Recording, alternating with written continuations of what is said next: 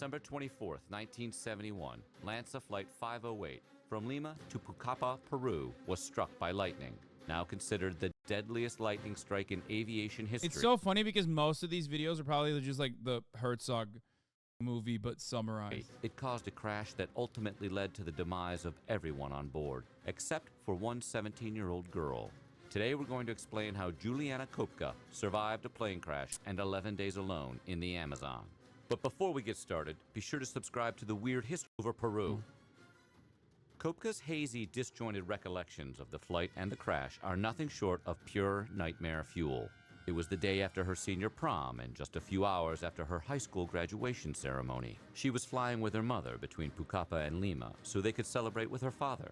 Along the way, the plane encountered a storm. The sky became pitch black all around them, and lightning was constantly flashing outside the windows. While her mother was concerned, Juliana, who loved to fly, didn't think much of it. Suddenly, there was a bright light on the wing, and her mother said, "Now it's over." The engine roared. People screamed. The plane plunged sharply towards the ground and began to break apart. Juliana's mother was thrown from her seat. Finally, Juliana, along with her seat bench, was sucked from the fuselage and out into the sky. Kopka says she felt a calming wind as she plummeted toward the thick forest canopy, which she later recalled as resembling green cauliflower or broccoli. Her seat, which she was still belted to, rotated like a helicopter blade. She suspects this may have played a role in slowing her descent, and that the seat itself must have cushioned her fall.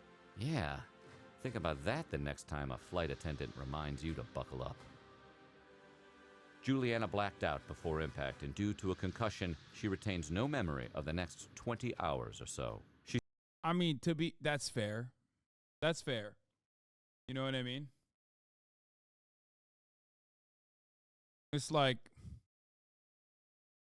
good.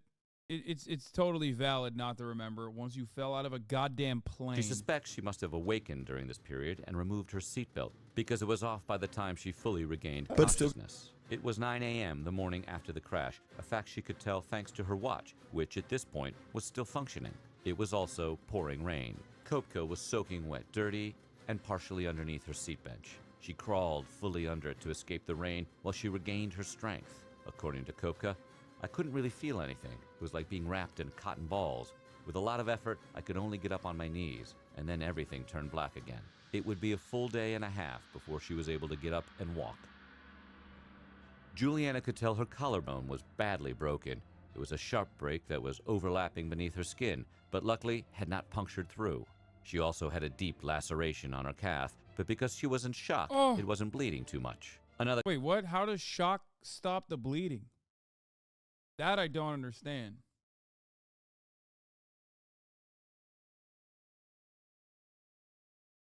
When you're in shock, it like stiffens you and you have low blood pressure? Wait, really? Shock is organ shutdown. That's crazy. The body is so sick, dude. The cut on her arm had become infected with maggots. She feared that this might mean the arm would eventually have to be amputated, but at this point, there was nothing she could do about it. Doctors would later discover she also fractured her shin, strained her vertebra, and tore her ACL. Likely due to the effects of adrenaline, she didn't feel any of those things until much later, after she had reached a hospital. Once she felt strong enough, Juliana forced herself to her feet. Most people would probably be terrified to find themselves alone and injured in the middle of a... Maggots probably help slow the infection too. Wait, really? Maggots on an infectious wound is good? Really? Dude, I'm learning so much. I thought it meant it's bad. I thought it meant you're cooked. Maggots only eat dead tissue? Oh, what the hell? So, wait. So old doctors, like ancient apothecaries throwing maggots on your freaking injuries is like actually the smart thing to do? Bro, I thought that was like just some madness, like that people thought was good. I thought when you saw a maggot on a wound, that was a signifier that you're dead, you're done. You have a lot of like infection on your wound and you're going to die.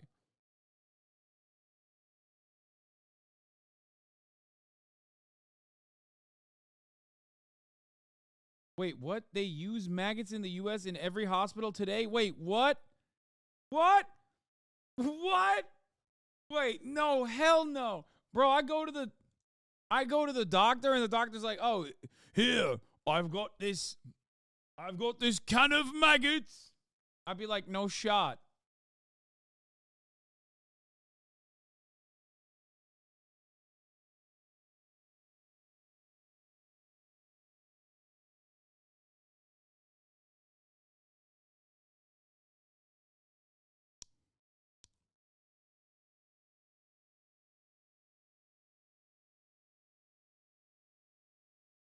Only certain maggots, and maggots will absolutely eat living flesh. It's still really bad because you have necrosis, but the maggots will keep it from killing you. Bro, this is the craziest thing I found out today. It's one of those things where it's like, so what, are leeches real too, or is that fake? Be honest to me.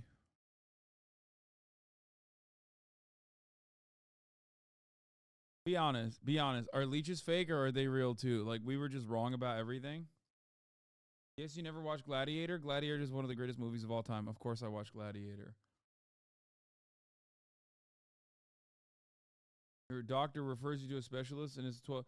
No, I remember that. I remember in Gladiator, he's like, just wait. Close your eyes. Or something. And then he's like, and then maggots are eating his, like, injury. Eating away at his injury. Like, close your eyes. And then he wakes up and then his, like, injury is. Gladiator is a document. Exactly. That's like, you know why I didn't pay attention to that? Because it's not real, okay? I just thought that they just kind of made it up.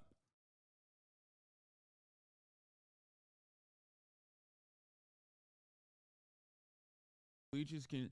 That guy had a real moment in the early 2000s. I wonder what happened to him. He was in. Wasn't he also in Blood Diamond 2? What was his name? Yeah, Digimon Honsu. No, not Russell Crowe, dude. The black guy. He was like the guy, dude.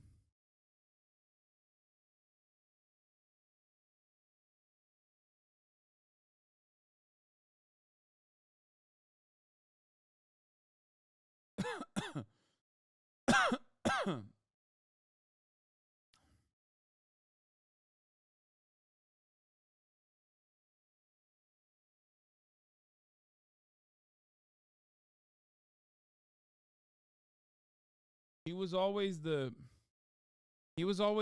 the guy, like the black sidekick to the uh to the protagonist.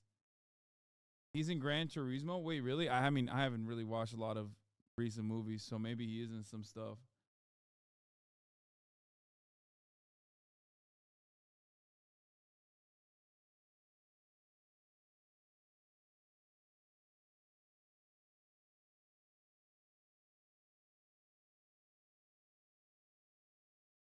Yes, dude. Chris Tucker. Yeah, you got it.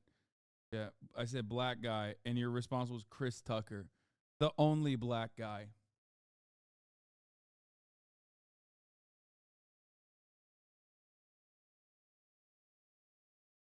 All right. All right. How do we get here, man? We're talking about people flying out of the planes. The jungle teeming with snakes, crocodiles, and all manner of poisonous flora and fauna. But Juliana Kopka had a very unique childhood. Her mother, a world-renowned ornithologist, and her father, a famous zoologist, worked at a research station in, would you believe it, a Peruvian rainforest. Yes, Juliana had been raised in a very similar area, and her familiarity with the types of terrain was a major factor in her survival. It also meant she never became overly afraid of her situation. Kopka herself mused, "I learned a lot about life in the rainforest, that it wasn't too dangerous. It's not the green hell that the world always thinks." No, Juliana wasn't afraid for herself. She was afraid for her mother. Once she was able, Kopka began to scout the area immediately around her crash site for other survivors and resources. She was careful to leave a trail since she knew how easy it was to get lost in the jungle. On the 4th day after the crash, she heard a sound she recognized as a king vulture landing in the forest. She knew from her ornithologist mother that this particular type of vulture only landed when carrion, or rotting flesh, was in the immediate vicinity. Following the sound, she discovered the remains of 3 other passengers. Gross. Still Oh, strapped God. to their seats, they had impacted the ground with such force that they were buried 3 feet deep with only their feet remaining visible. Okay, that's crazy to me that, like, some of the dudes got buried because they shot down like a rocket. Meanwhile, she survived with, like, what I would consider very minimal injuries. How is that possible? One of the victims was a woman, and Kopka initially feared it might be her mother. However, poking her with a stick, she was able to discern that the woman had painted toenails, which her mother did not. What's up with the feet imagery, like the feet B-roll? During those first few days, Kopka would occasionally hear the sounds of rescue planes No, you said chair took a lot of the damage, except those guys were in the chairs too. overhead. Because the forest canopy was so thick, she wasn't able to see them, and more frustratingly, she could not get their attention. Eventually, the sounds of the planes disappeared, and she realized they were no longer searching for survivors. She would later describe these as her most hopeless moments, and she realized she would have to rely on herself if she was going to escape the rainforest alive. Finding water was as simple as licking droplets off leaves, but finding food was no easy task. She didn't have the tools necessary to fish or hack at edible stems and roots. Dude, I'm taking a L 100%. This happens to me, I'm so dead. Like, it's like, what are the odds that the person that got clapped was also simultaneously like a survivalist expert or something? Like, how is that possible? Crazy. She spun to win, and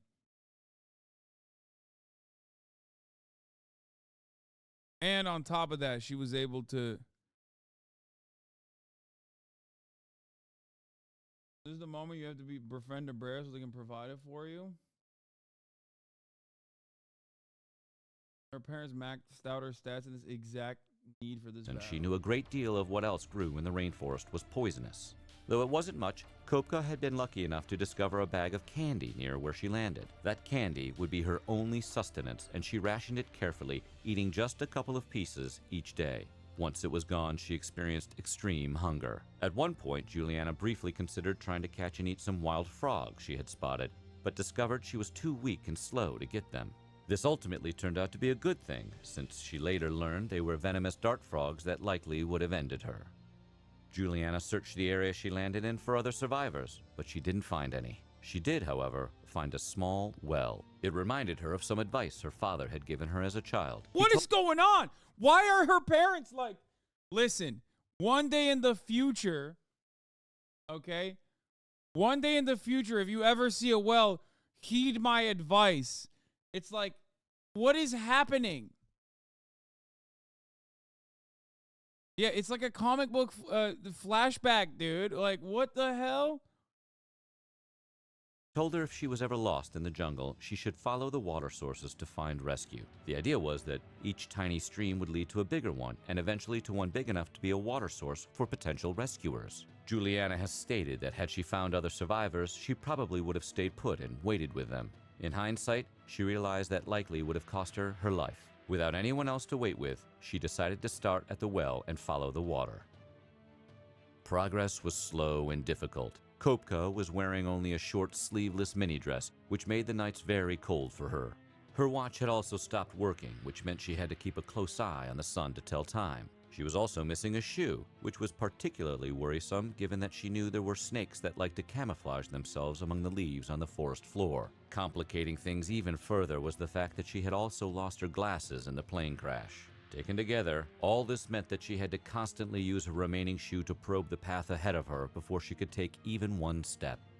Eventually, the creek she was following became deep enough to walk in. Despite the fact that Kopka could see crocodiles slipping in and out of the water, she knew they seldom bothered humans, and that by traveling by water was ultimately safer than traveling by land. As she followed the water, Kopka noticed that the way was often blocked by logs, a sign that the area wasn't well traveled and might not lead her to rescuers. Blocking these discouraging thoughts out, Juliana continued on. Then on the 10th day after the crash of Lanza Flight 508, Kopka spotted a boat. At first, she thought she was hallucinating, but she moved toward it and found herself actually able to touch it. Once she determined the boat was real, her adrenaline kicked in. Near the riverbank where she spotted the boat, Kopka saw a path leading up into the forest. Assuming her Bro, this is okay. This is not just like one thing. She survived the longest sequence of L's of all time.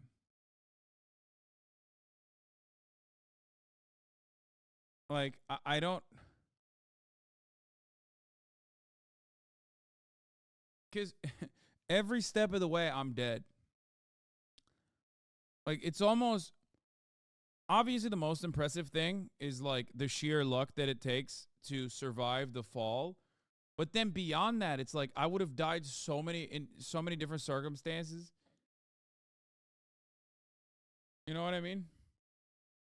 Like, I don't know how she continued. her rescuers had gone in that direction, she tried to make her own way up the path. By this point, she was so weak she could only crawl. You know she ate everyone and they sanitized the story with all these coincidences? That's crazy. Even worse, the maggots that had infected the cut on her right arm were causing her intense pain as they tried to burrow further into the wound. Luckily, at the top of the path, she came across a small hut that had a can of gasoline in it. She recalled that in her childhood, her father had used kerosene to treat a dog who had a similar wound. That's crazy. Okay, that's insane. That's like, again, she's just having flashbacks in the middle of the fucking rainforest, dude. She's had 3 flashbacks to her childhood. Nuts. Juliana sucked the gasoline from the can and applied it to her wound. The pain was intense, but it worked. She removed 30 maggots herself. Her rescuers would later remove another 50, but thanks to this quick-thinking action, she never had to lose her arm. With no one else in sight, Kopka tried to sleep in the hut under a tarp, but found the ground too hard. She returned to the riverbank and spent the night there. In the morning, she returned to the hut. This time, she was... Wait, what? Why would you leave the hut? That's crazy. Turns out, the fact that she left the hut was great because the hut was actually stormed by wolves in that very moment or something. But the wolves were afraid of going down to the riverbank. And when she came back to the hut, people that were hunting the wolves were there. Discovered by 3 Peruvian men. They were confused by her presence and frightened by her bloodshot eyes and blonde hair. Kopka later explained, "They believe in all sorts of ghosts there, and at first they thought I was one of these water spirits called Yimana. They are blonde, supposedly." Luckily, Juliana spoke fluent Spanish and was able to explain her situation to them in their own language. Classic, dude. Classic. Day, these men took her downstream in their boat to a nearby town where she was able to get treatment at a local hospital. Juliana was the only survivor of Lanza Flight 508, but it's interesting to note the crash almost claimed one more. Film director Werner Herzog was almost on the flight, but a last-minute change in that's why he did a movie on plans caused him to cancel his reservations. Inspired by this twist of fate, he would later create the documentary Wings of Hope to tell the incredible tale of Juliana Kopka's survival. Do you think you could survive what Juliana did? Let us No. Dude. Yeah, she had plot armor. It's crazy. Do you think you could survive? No, absolutely not, sir. We got through security, which was nice. That's good. Nice yeah. One of my relatives holds the world record for the longest free fall survived. Really? Yeah, her name's Vesna Vulovic. She was a stewardess, an air hostess. What do you call it? Yeah. Yeah, air hostess. On a flight back in like the 70s, I think. I think I watched a video about this. Yes, she was sucked out of the airplane. Yeah, well, no. They exploded the plane, and she just like fell, but she was like trapped between the dining cart and another part of the plane, and it kept her body like together. And then happened to be like some World War II medic where the plane crashed. And Didn't she crash in the jungle though? And then she was it was like 14 others survived by. Wait, what? 14 others survived the crash, but then died waiting for rescue. No way. 14 people survived the plane crash? in Germany or Slovakia or something. It was in a pillow factory. Yeah. Thank God. Close call. Tumbled off onto a skate. This is Alexa. Chatter wasn't lying. Alexa's aunt literally is the woman that is currently the Guinness World Record holder of the survivor of the longest fall, I guess.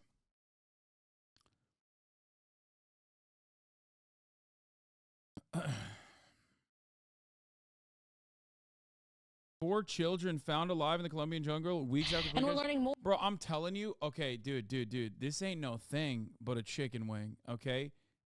Dude, people are taking L's and turning those L's into W's left and right. It turns out people survive plane crashes all the time, dude. I feel like I feel like the hardest part is the waiting for the rescue operation. Did you guys know any of this?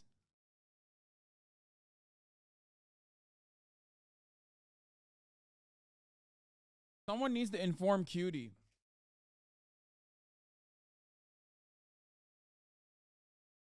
To be fair though, like I know I'm dying immediately. I'm falling ass first somehow and just being impaled by a tree and dying in the most painful death. Like there's just no way I'm surviving a plane crash. I know it already. At that point I'm just like once I'm out in orbit, I'm like, "Oh, it's GG's."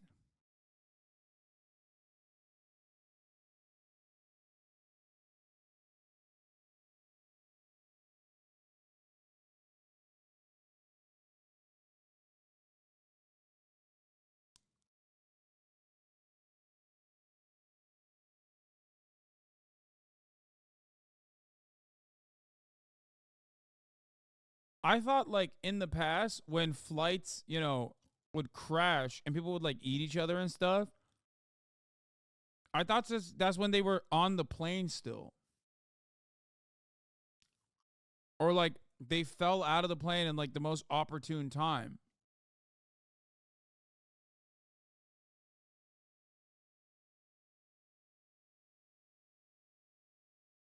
You know what I mean? Yes, come on, guys. You've heard this one before. There's stories about how people like survive in the mountains and stuff, and then they start eating each other. They eat each other as they're falling. Yeah. Yeah, dude. Yeah, I meant they start eating each other while the plane is crashing. They're like, oh, well, I'm a cannibal, so this is my opportunity. No, I meant like the plane crashes and then they survive the crash and then they start eating each other for survival. But like I meant like they stay in the plane and the plane is somehow intact or something. You know what I mean? I didn't realize like people that survive this stuff like that, they just fly out of the plane while the plane is still in transit, like still above.